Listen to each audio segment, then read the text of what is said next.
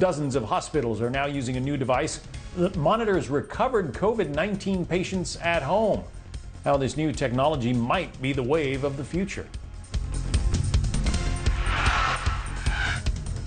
There's a new way to remotely monitor coronavirus patients who've been discharged from the hospital, thereby reducing the risk of exposure to healthcare workers and allowing patients to recover at home. I'm John Scott, and this is a special edition of the Fox Report. It's the bottom of the hour, if you're just joining us. These smart bands feature a sensor that wraps around a finger and is attached to a wristband that monitors vital signs. Aisha Husni is live in New York City with more on this technology. Aisha.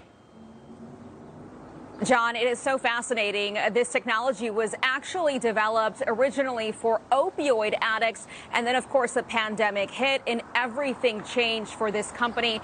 It's called the Masimo is the company, and it's called the SafetyNet device. It's a disposable smart wristband attached to a pulse oximeter, which tapes around your finger. It monitors your vitals like oxygen level, pulse, and respiration rate. And when those levels drop, that device then sends a signal to your smartphone, which then alerts your doctor. The clinician has a dashboard of all of the patients they're monitoring. They're seeing your life parameters change in every single minute. They get an update of your data set, and they can see what your live data is within the hospital. Now, it allowed doctors in Cleveland to send home COVID patients like Alyssa Drozdak, who didn't need intensive care, but she lives alone. She was part of a pilot program that doctors say saved lives, saved PPE, and also prevented the spread of the virus.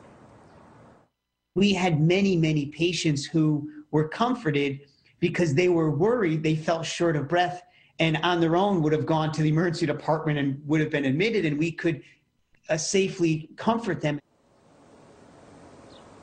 Now, the FDA fast-tracked approval for this device about 15 days ago, just about 2 weeks ago, and immediately about 60 hospitals signed up. They're now deploying it with just about 600 hospitals around the world in the process. John? Aisha Husni. Aisha, thank you. So for more on the challenges of monitoring COVID-19 patients, let's bring in Paul Romer, 2018 Nobel Prize winner, NYU economics professor, and former World Bank economist. Paul, the technology is used to monitor COVID-19 patients, but it could also impact how soon some states decide to reopen? That's right. Right now, we're using lockdown to isolate the people who are infected. But the problem is we don't know who's infected, so we're locking down everybody. So we just need to use the technology we've got for testing to figure out who's infectious.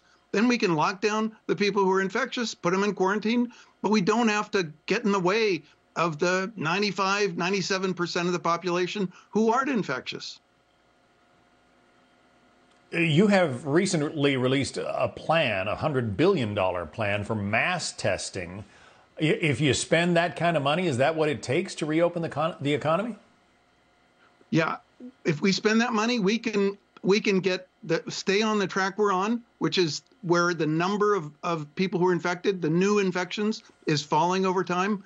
We can stay on that track, but at far less cost than we're incurring right now. We're losing about $5 billion a month because of the depression that this has forced the economy into.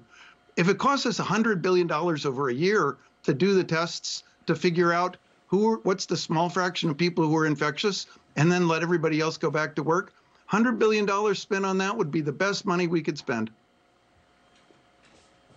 But if I get tested, for instance, and I'm negative, and then I go shake hands with somebody who hasn't been tested and is positive, doesn't that negate the effect of the test that I just took? That's why you want to test everybody. So that, for example, you'll know when you go to the office, everybody else has been tested too, tested recently. And if they tested positive, they were told they need to go into quarantine. So you can't just do this as a volunteer effort for yourself.